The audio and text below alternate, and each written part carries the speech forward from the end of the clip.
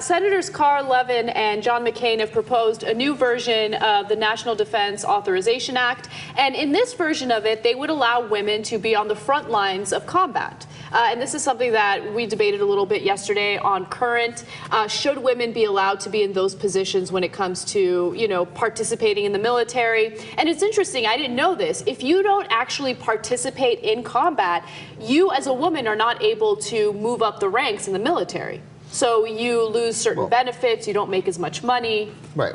I don't think that you have to be in combat the way that we're talking about it in combat, because obviously we have women at the highest levels of the military. So, but some degree of combat or field of battle, field of operations. My guess is that it depends on what area you're in, and so the rules get really murky. So I read into this, right? And so, first of all, when you're on the battlefield, what does the front line mean, right? In Iraq, if you're in Kirkuk, where is the front line, right? So that's an open question. They're getting bombed, an IED, just like everybody else is.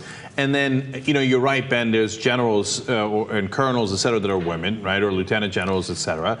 So they must have a way of advancement. But there are certain war zones where women are not allowed to participate in combat. Yes. Right? And in those cases, since women can't participate in that, they're not able to get certain promotions. Yeah, well, for as long as the military's been around, they've given battlefield commissions, meaning you're commissioned as an officer from a non-commissioned officer, you're promoted for your conduct in a specific battle. And if women are kept out of those situations, you may be well talking about more than that, but at the very least, you're not getting a battlefield commission if you're not engaged in that. Absolutely right. So I was originally a bit of a Neanderthal on this. The fact that, because I think like who's going to drag my fat ass off a front line, right?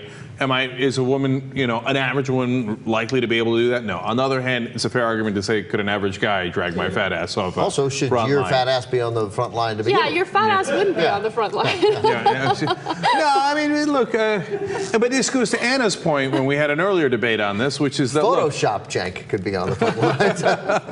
That I could shoot a gun, but then so could a woman. She could shoot a weapon just as much as I can. And so, I'm a little mixed on it, but I do know that I'm a little worried that for things like Navy SEAL Team 6, the Rangers, et cetera, I don't want them to water down the qualifications because, wow, no women are making it, right? Because once they're not open yet, but they're going in that direction. Once they open it up, at some point, somebody's going to complain, isn't this discrimination, though no woman has ever made Navy SEAL Team 6? And then they're going to get tempted to say, well, what if we had less push-ups as a requirement? I'm totally against that. I'm totally against them watering down standards just to allow women in, right? The standards are the standards. There has to be a reason for the standards, right? So if there are certain physical tests, there needs to be a reason for why those physical tests are in place. And I don't think they should water it down just so women can participate. I mean, this is the military. We're talking about war, and it's serious. But if a woman has the same physical capability as a man in the military, then why wouldn't she be allowed to be in the front lines? Yeah, I think we got to apply, and you know what? My hunch is the military, which is not as susceptible to that kind of pressure as many other things are, right?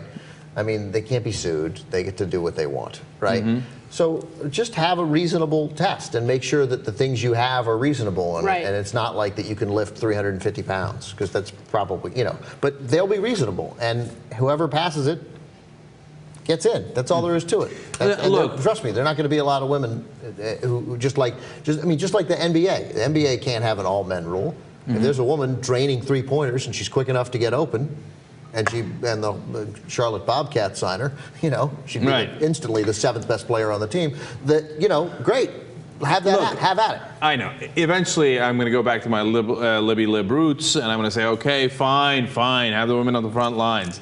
Okay, but I'm telling you, I do not water down those rules at all. Okay.